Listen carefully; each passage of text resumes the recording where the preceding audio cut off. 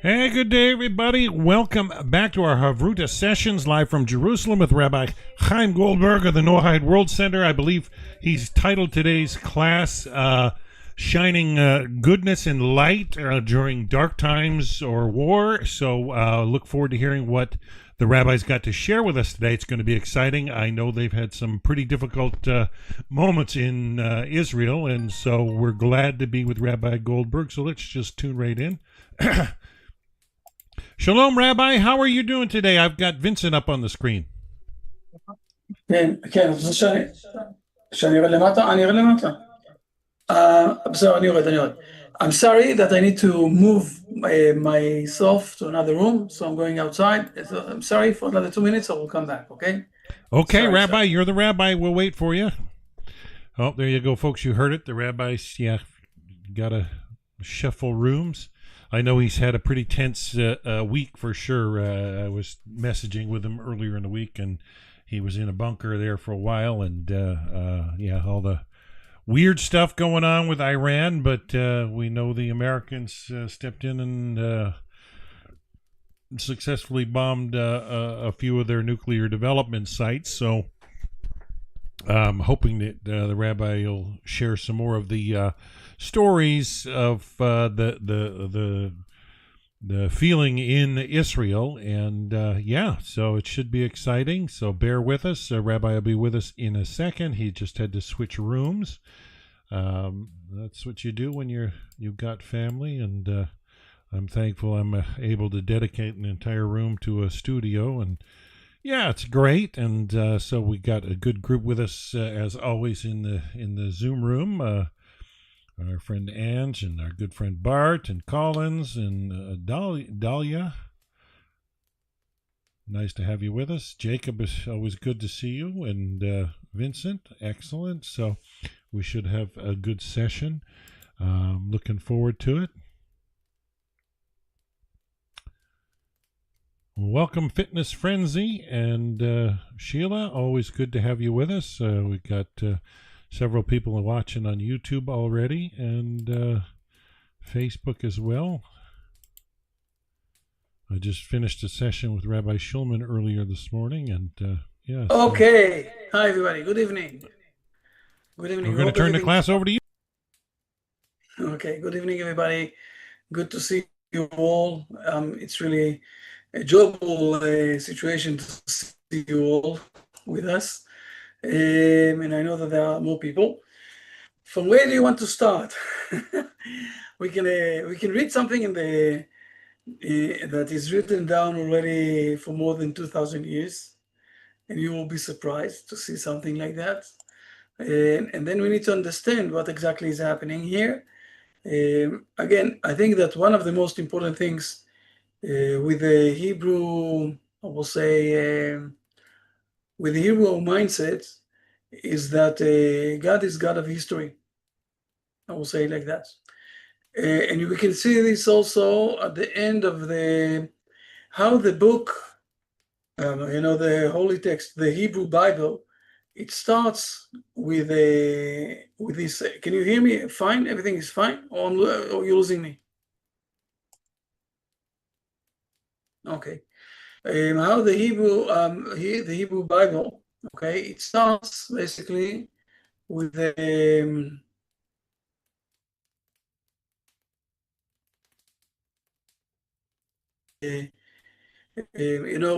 with what's happening along history, and at the end, okay, the last book is also connected with the history of the world. I think I'm losing the connection. I think so.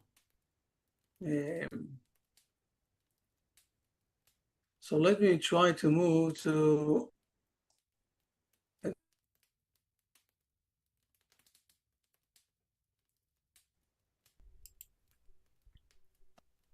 Oh, you look like you're back. Yeah, you froze for a minute, but you're back.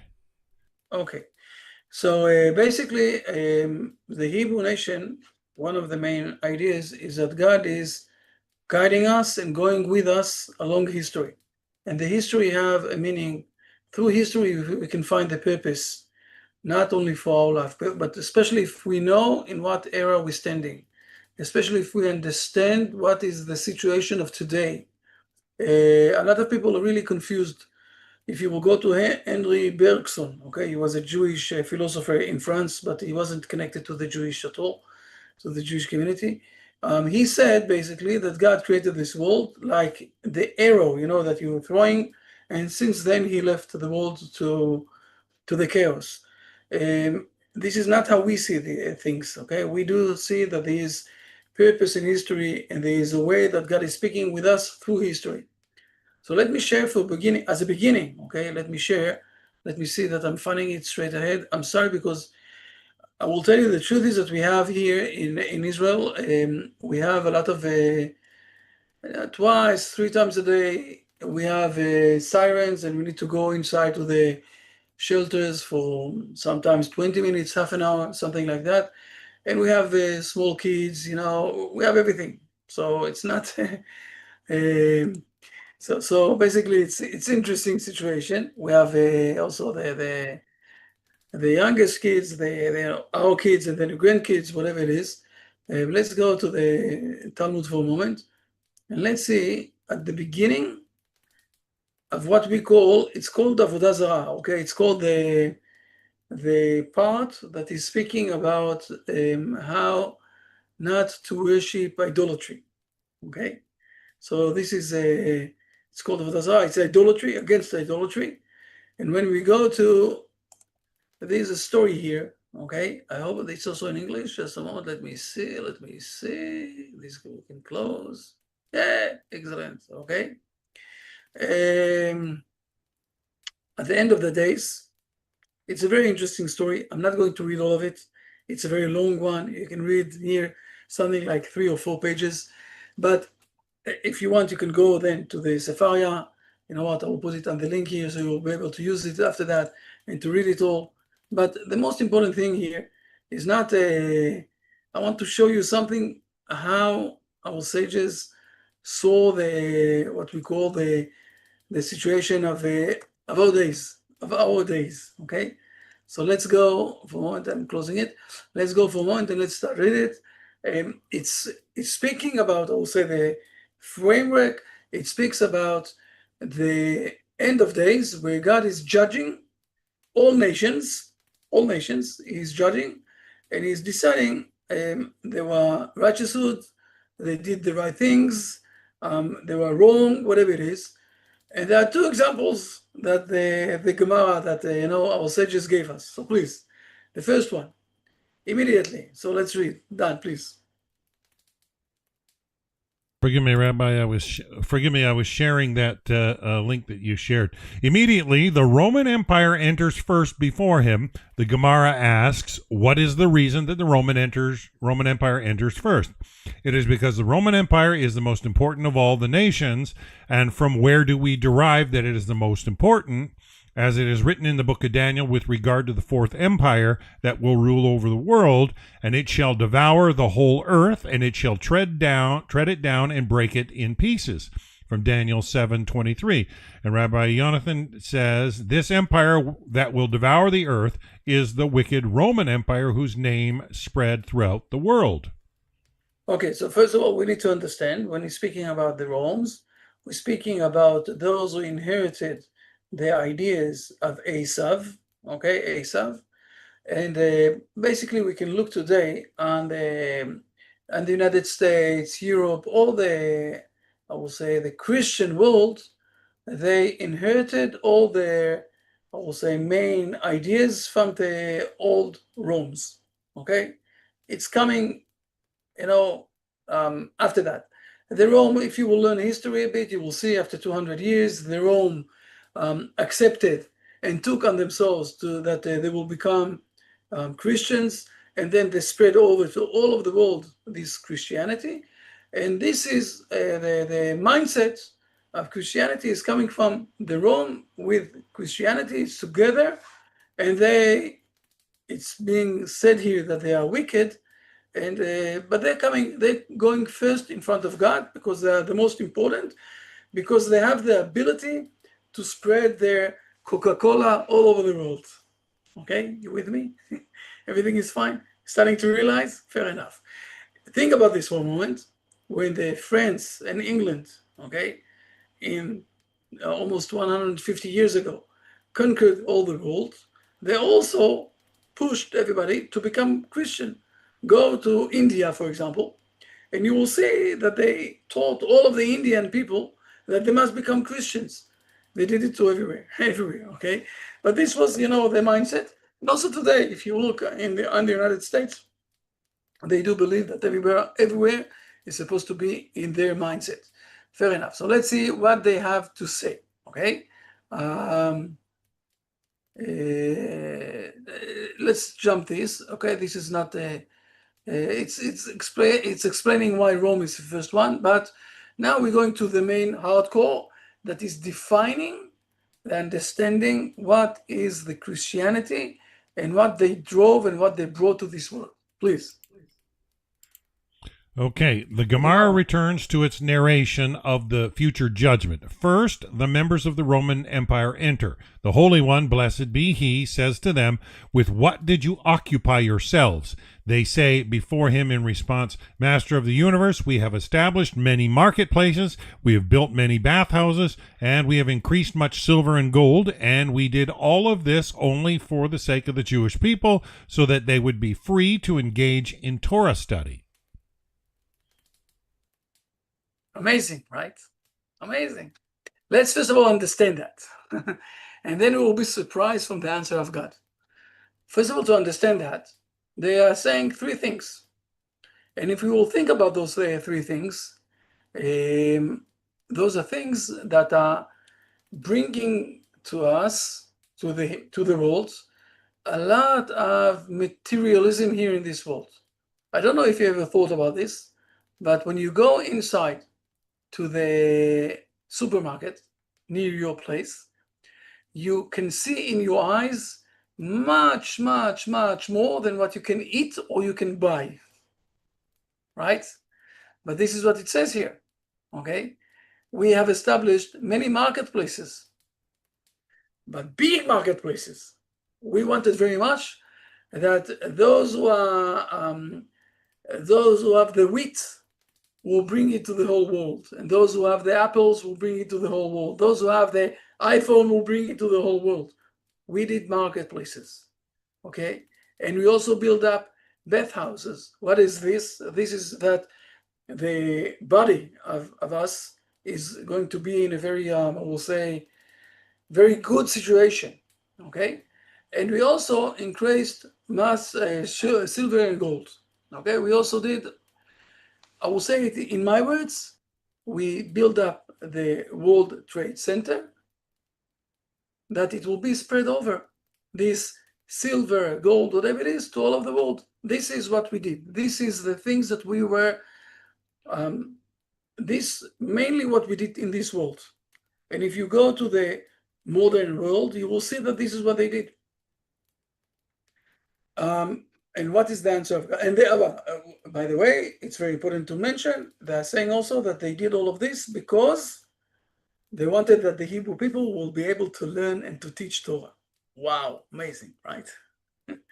We know a long history that this is exactly why they did it, right?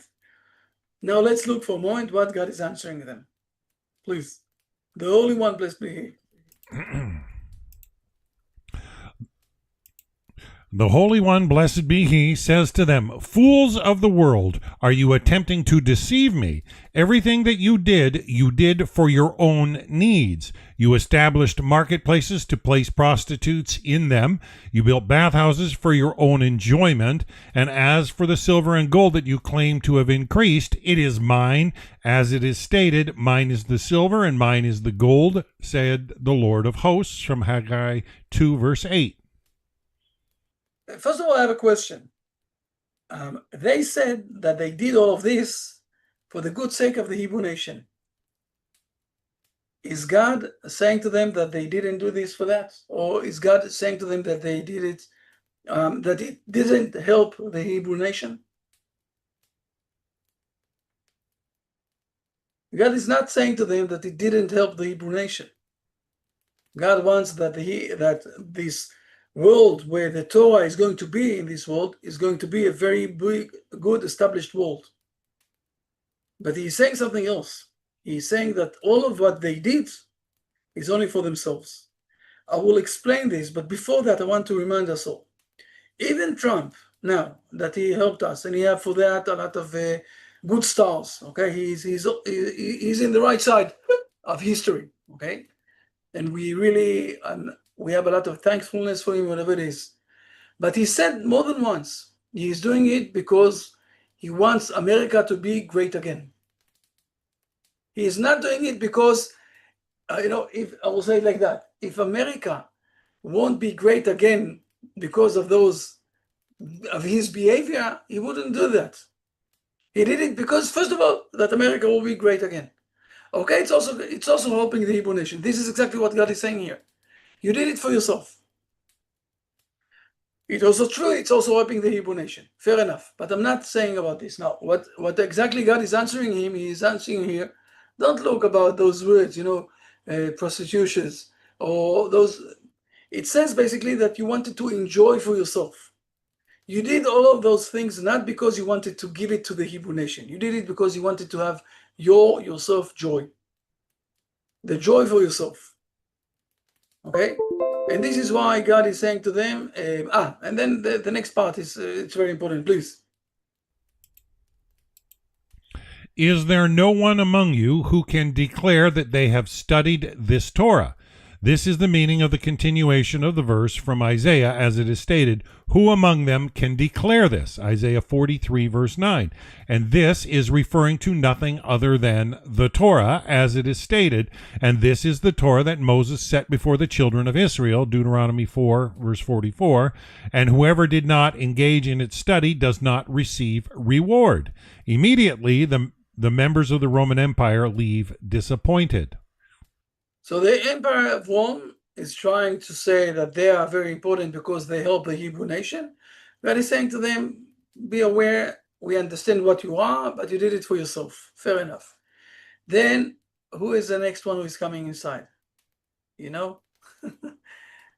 Please. Oh, forgive me, Rabbi. I get my phone's binging. The Roman Empire leaves and the Persian Empire enters after it. What is the reason that the Persian Empire enters second? The reason is that after the Roman Empire, it is the next most important. And from where do we derive this? As it is written in Daniel's vision, and behold, another beast, a second like a bear, Daniel 7 verse 5, and Rav Yosef teaches these are the Persians who are compared to a bear, as they eat and drink copious amounts as does a bear, and they are fleshy like a bear, and they grow their hair long as does a bear, and they never rest like a bear, which is constantly on the move from one place to another.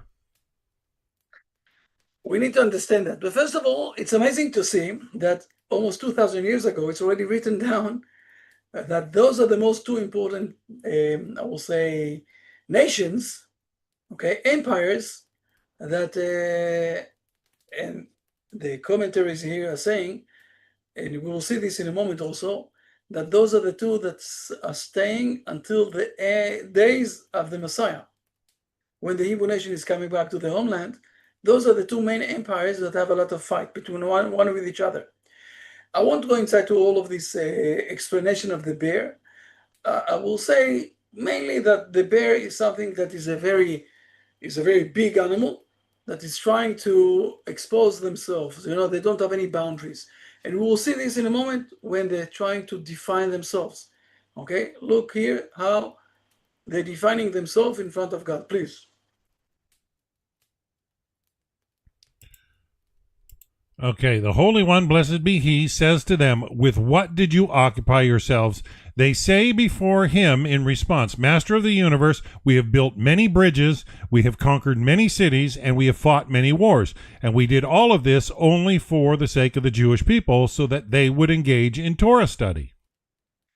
Amazing. So, second time, okay? But we see here that the Persians, they are very busy, not with building up the walls, and to build up a lot of marketplaces and to do the World Trade Centers or something like that. They are doing a lot of things that are connecting places, bridges, to conquer places, and to do a lot of wars, to destroy with the airplanes the World Trade Center. We have here two main, I will say, empires. One is trying to build the world on the physical side, and the other one is trying all the time to do fights, to do terror attacks, to do a lot of war, and to conquer the world through the sword.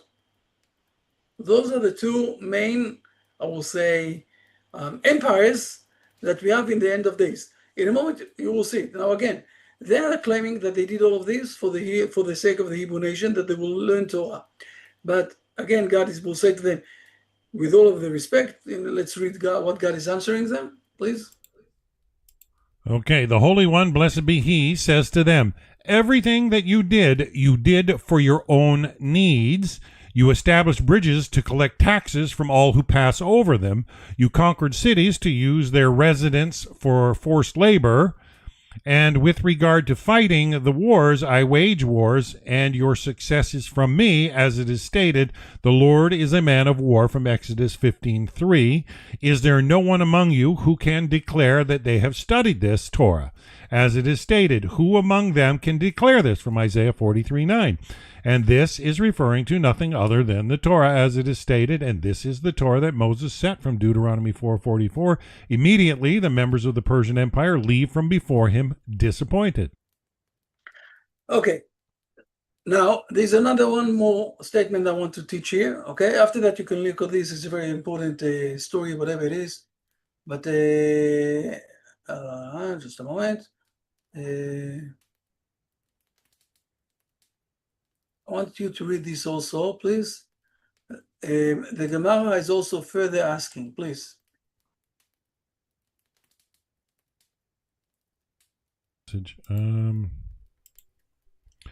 Okay, the Gemara further asks. Oh, sorry, I had a computer glitch. What is the different about these? Rome and Persia, which were singled out explicitly, and what is different about those other empires that come afterward, which were not singled out and mentioned by name? It is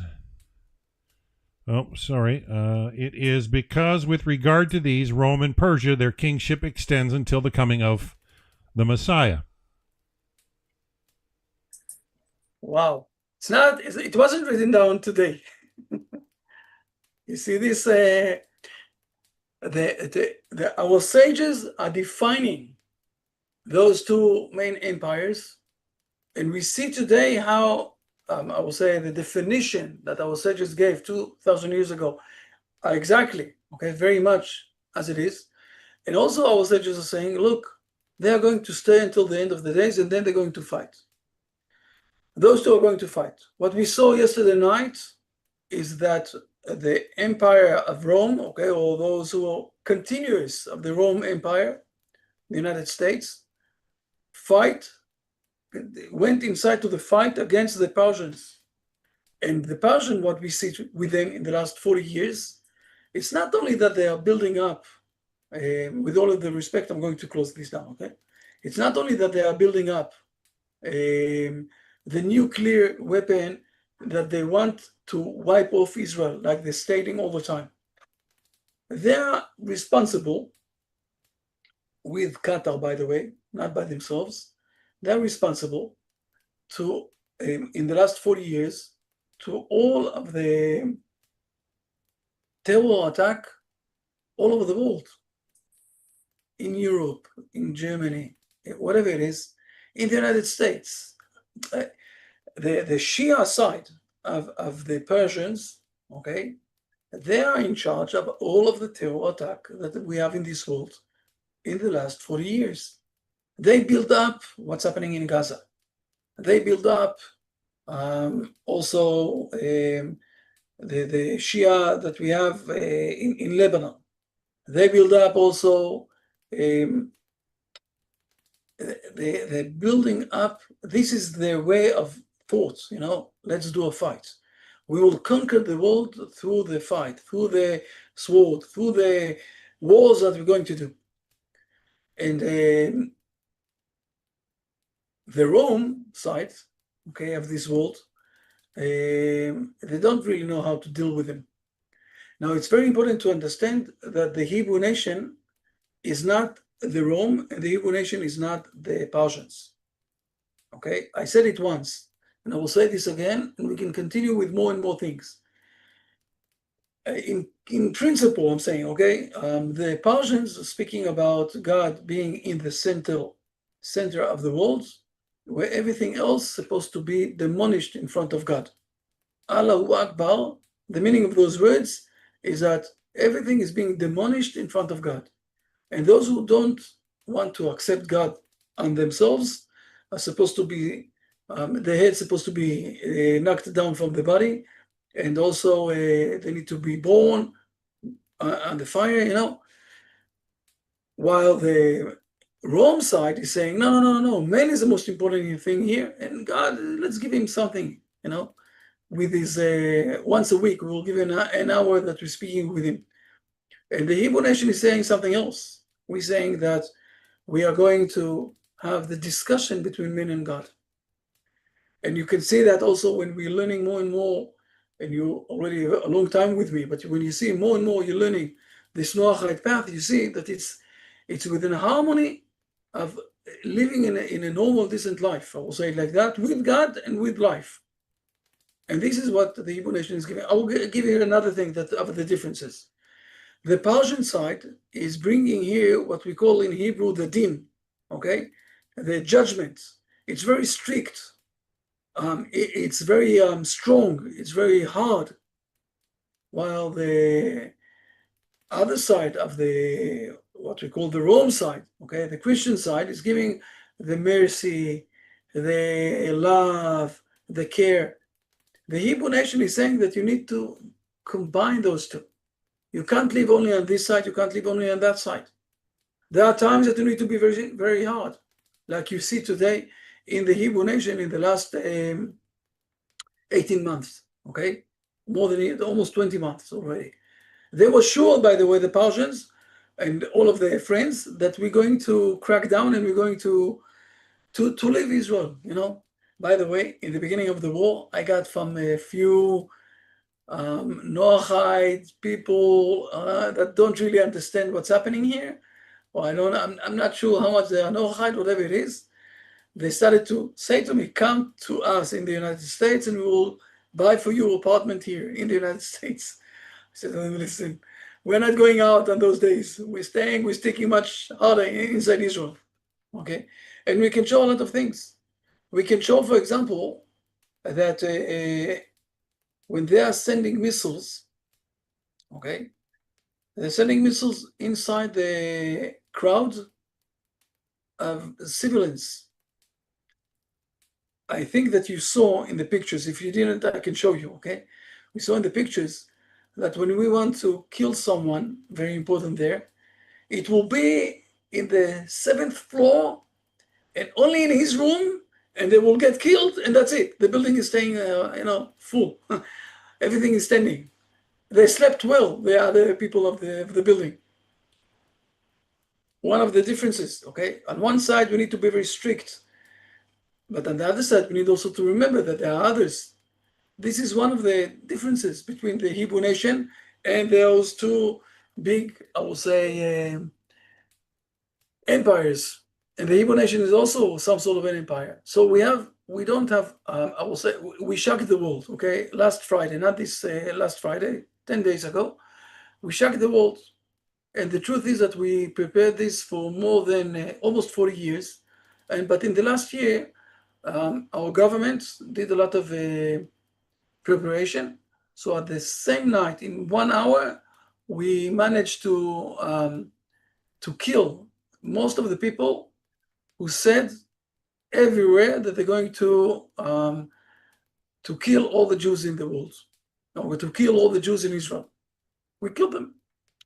By the way, this is also something that we need to remember. And last week I wanted to show this, but unfortunately we had straight ahead when we started, we had also a siren, and I was supposed to close the meeting. We sat down in the shelters for almost an hour. But let me share with you something from last week, Parsha. And it's also amazing to see that. Let me show you this, please. To see something that was written down, and it's called the Parsha of Jethro, by the way. Jethro is saying those words, okay? Moses, at the end, is writing it in his book, in the book of Moses, okay? But let's go to Bamidbar, okay, Numbers. I think it's 11. Let me see that I'm not, just one before.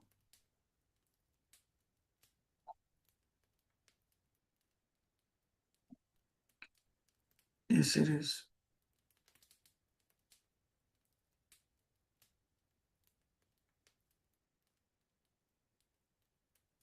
Please read for a moment those two verses. If you can't read it, someone else will read it. Can you read it? 35, 36.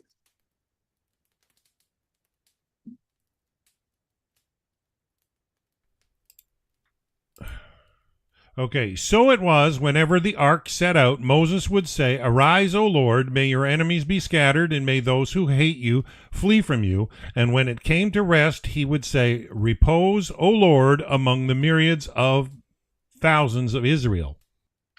But I have a question.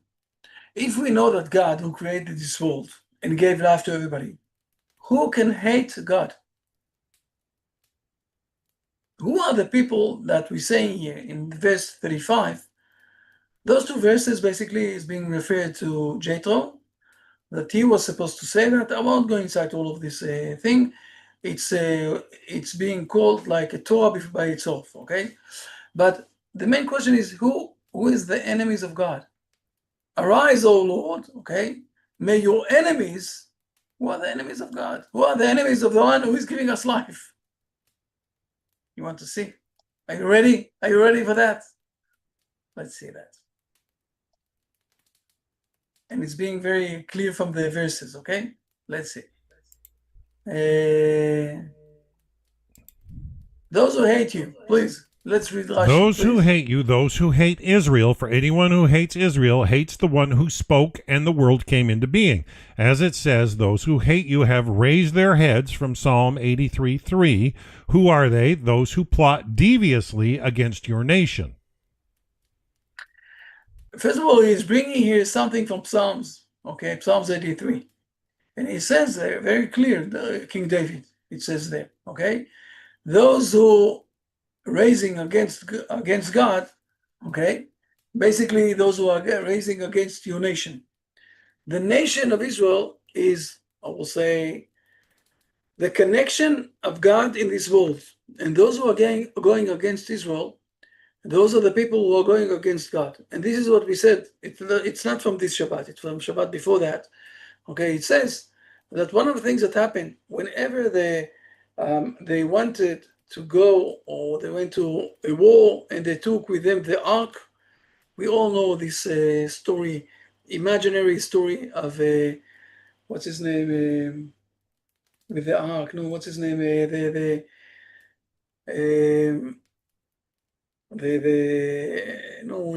Indiana Jones. Indiana Jones. Okay, with the ark. Okay, everyone wants to have this ark. This is what we have in the ark. The ark have the stones of the Ten Commandments, and the ark is the thing that is going in front of the camp, and we're saying this is supposed to be against your enemies. Who are the enemies of God? Those who are the enemies of Israel. And this is how it's being written down in Psalms. By the way, it's also written down in Numbers in another place, where God is saying to Moses, you need to have to fight against the Midianites. And then it's also very clear that because the Midianites are against Israel, they are against God, okay? And what happened last Friday is that basically what we did, okay, the main thing that we did, we just killed, or we went okay, very hard against those who wants to kill Israel. Those who wants to kill Israel, we killed them. That's it. Enough is enough. after 40 years. They're standing everywhere and they're saying, so it took us time. We were supposed, first of all, to naturalize in Gaza that they won't have the possibility of doing to us all those bad things. Then we naturalized Lebanon. Then we naturalized Syria. Okay, the Iraqi people also understood that it's not good for them to go against us, so they also stopped. So we still have the Houthis in the Yemenite there. But then, suddenly, without any, announcement, with a very sticky way with Donald Trump, that he helped us a lot, we also attacked Iran, okay, the Iranian people, the Iranian, basically, government, okay, that said all the time for the last 40 years that they're going to kill us. I don't think that anyone ever had the possibility of killing the Hebrew nation. A long history. Think about this. A long history, nobody really managed. Nobody managed. Thank God. As like nobody can really kill, I'll say, the Hebrew God. You can't kill God, so you can't kill the Hebrew nation. But we need to understand where we're standing now in the line of history. As our sages said 2,000 years ago, and people are learning this Gemara, this part that I sent you, and I saw you have the connection that you can read it fully.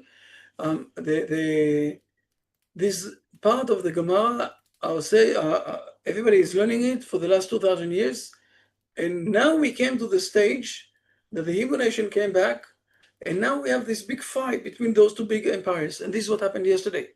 It's only the beginning. I don't know. We don't know exactly how it's going, or where exactly it's going. We don't know exactly what the Persians are going to do. I don't. There is one possibility that it's going to be a very big world war with closing the Hormuz, sea, and then there will be a very big explosion. And it also could be that they understand that now they've been defeated and they want to build up from the beginning in the next coming 40 years a way how to destroy us, how to kill all the Jews again. I don't know. I don't know exactly how it's going. Days up front will tell us what happened. For sure, we came to a stage where the Hebrew nation started and the empire of Rome came inside against the Persians. And we are in the stage of the end of the world. And when we're starting to understand the definition of those two empires, we see that this is exactly the war that we have in the last almost 30 years since the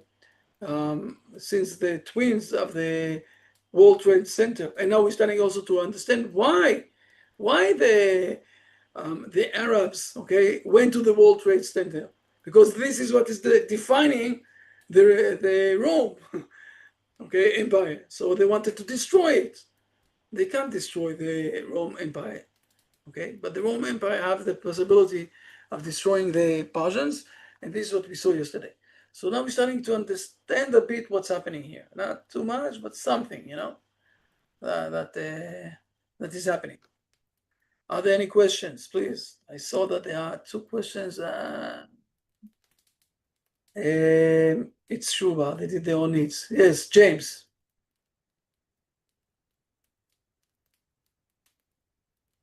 Well, good morning. I didn't say that he is selfish. I mentioned that he is getting a lot of stars, and we really appreciate him with thankfulness. All those words I said. I said something else. He said, not Chaim Goldberg said. He said that he is doing this because he wants to bring America to be great again. And this is what is pushing him to do that. He said it, not Chaim Goldberg said it.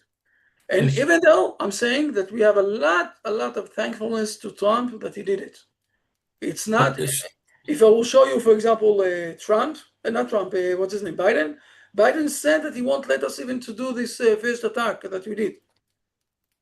And Trump let us to do that. And we have a lot of thankfulness. You know that we did a very special blessing today in the Western Wall. We did a special blessing to Trump. We prayed especially for him. I'm saying we have a lot of thankfulness to Trump. And we really appreciate that but he said more than once, he said that he is taking part in this war because the Persians also said all the time that they're going to destroy America, and he wants to bring America to be great again. So first of all, I'm doing it for being America great again, and then also because I'm also helping the Hebrew nation. And not Chaim Goldberg said it. It's not, wishful thinking or something. And I don't want to diminish him because I really admire him of doing it. It's not an easy step. It really can open a big world war. It really can open a big world war. And I really admire that he had the courage of doing it and to stand in the right side of history, okay? To stand with the good side of history, not with those who are killing others just for the good sake of doing wars, like we saw in the Gemara. Okay, so don't get confused. And I said it also before. We really very thankfulness. We pray for him. We did a special prayers for him. I can show this to you. No, it's not. I don't have it on the computer. We did a very special prayer to him today in the Western Wall. As I said in my last in the last comment, the last part of the comment, I think Trump is narcissistic. I don't know if you can hear me. Can you hear me? I can hear you, yes. Okay, so he is narcissistic, he is selfish, but maybe God is using him for a higher purpose. That's my point. Pardon me? Fair enough. Here's another verse, very important one. Okay, I will find it for you. Just a moment.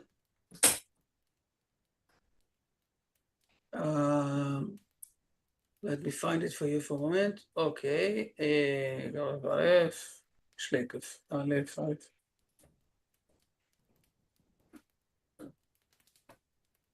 King Solomon is saying it. Okay.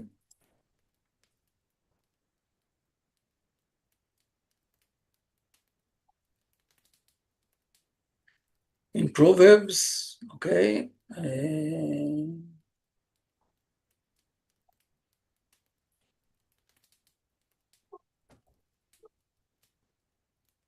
You see here? You can read it. James, read it loud and clear. I don't see it yet, Rabbi. Okay, sorry. My mistake. Sorry. No, but why? Share. Here it is. Read it loud and clear, you see? Okay, a king's heart is like rivulets of water in the Lord's hand. Wherever he wishes, he turns it. Okay, very simple, very clear. You see, Proverbs chapter 21:1. The king's hearts, they don't really have, I will say it like that. The big issues in this world, they don't really have any choice. They don't have freedom of choice, the kings. As more the king is in a higher rank, okay, for example, Trump today is leading the empire of Rome. He is the most important thing, the most important king in the empire of Rome, okay? You have also the England people, you have also the German people, you have the G7. They are more important than the others, right? They are more important than the rest. You have the G7, you have G20.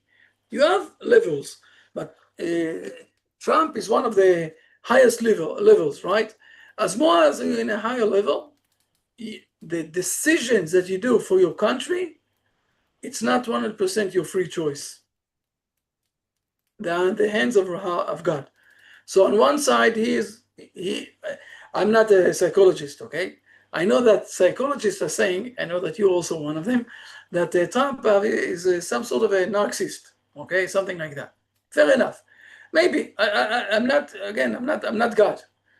But for sure, this specific issue of joining the Hebrew nation with these specific decisions that he did in the last few days.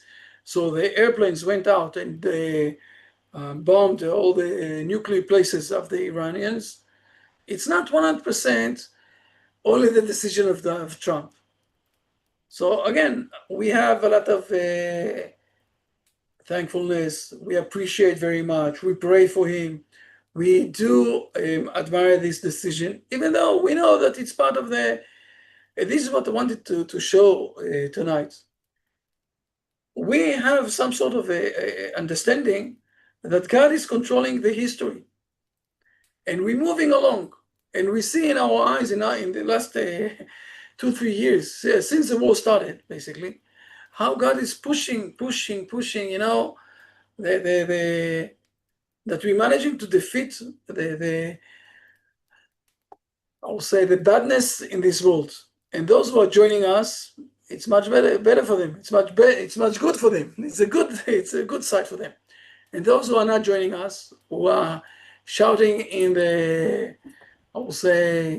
universities, okay? From the river to the sea, Palestine should be free. And those who are saying those words without even understanding what they're saying.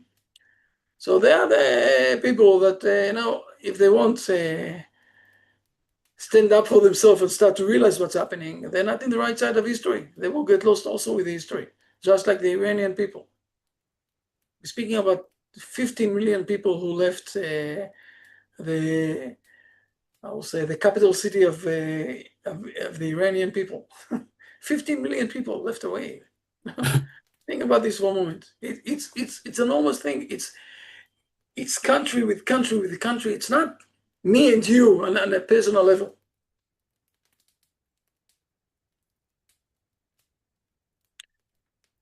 Something to understand the history of the world. Fair enough. We lost Dan? No, we didn't lose Dan. Dan, everything is fine. Your computer is doing fine. No, I'm here, Rabbi, but I had a software update right in the middle of the broadcast, and I can't log back into my Facebook at the moment, but it's still streaming on Facebook from what I can tell. Just too many devices and too many virtual threads connected, and so one update gets sent from Google, and I lost my too many tabs open. You know what that's like. I know. Yeah. Excellent message, though. Right out of the Talmud. That is mind blowing. 2,000 years ago, that's written in the Talmud, and to see it play out. And we see it today. It's very clear today. Okay. With your permission, I'm going back to my family because we need you. We'll be tight. Hopefully next week we're going to continue on. We'll be praying for your safety. Thank you very, very much. We're praying for the safety of the world with the help of God also. And we will manage. Get encouraged. Everything is fine. Okay, everybody. Well, thank you so much, Rabbi, for please stay in touch and let us know for next week what you're working on, and we'll go from there.